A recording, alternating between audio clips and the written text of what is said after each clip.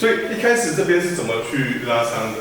最一开始的旧伤可能因为我那时候其实是竞走选手，所以当时候出现有可能是使用训练裤，然后就一直支撑着这个腿，然后我又在田径场绕圈嘛，所以它其实是有一一个内侧跟外侧不平均的状态。其实筋在过度使用的时候，它就是会这样越拉越短，越拉越短。在你某一个时候突然要伸很长的时候，就可能造成它拉到了等等的。因为这个一块一块的，它也有结块已经绑住了，如果硬去用就是受伤了，那平面就硬去用就拉扯。哇，好痛啊！